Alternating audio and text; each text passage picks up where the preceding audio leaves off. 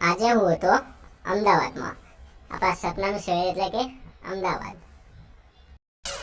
સવારમાં જગન્નાથની એરલાઇન નીકળી. કાકા પોર્યા ક્યાં જવું છે? અમે કીધું સરસપુરમાં.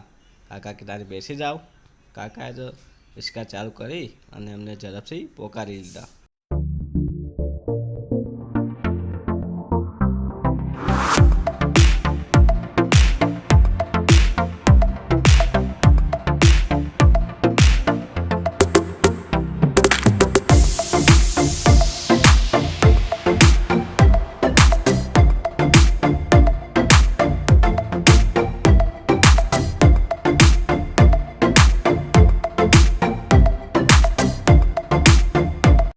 અમે પહોંચી ગયા જગન્નાથના મંદિરે.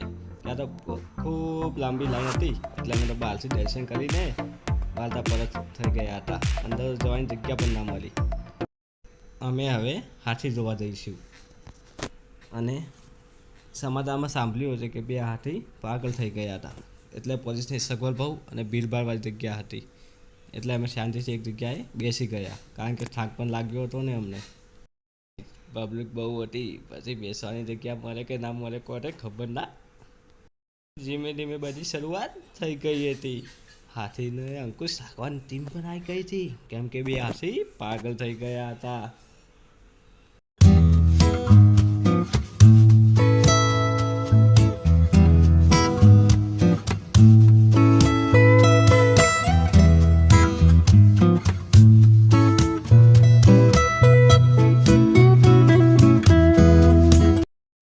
હાથીભાઈ તો ચાલવા લાગ્યા અને ટેમ્પા પણ આવી ગયા હતા. ચોકલેટ, રમકડા, બીજી અન્ય વાનગીઓ. માસી તો ચોકલેટ બેનવાનું પણ શરૂઆત કરી લીધી. તો કાકા અમને પણ આપજો. એ બેન ચોકલેટો અમારી પણ સાઈન નાખજો. તો અમને મારી ઇન્સ્ટાગ્રામની એક હસ્તી શેખર ઝાલા, તે પણ ધાબા ઉપરથી જોઈ રહ્યા હતા. પછી આયા નખરાના કિંગ.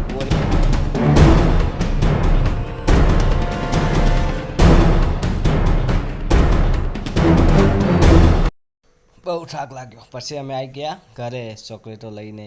કેટલી વહેલી ચોકલેટો ના ચેક કરી, જોઈ લો તમે કેટલી બધી વસ્તુઓ બેકી કરી છે ના. સવારનો બ્લોક જ નહીં બનાવ્યો ભાઈ, હું પણ ચોકલેટ બેનતો હતો. કેટલી બધી બેકી થઈ ગઈ, ખૂબ જ આવી.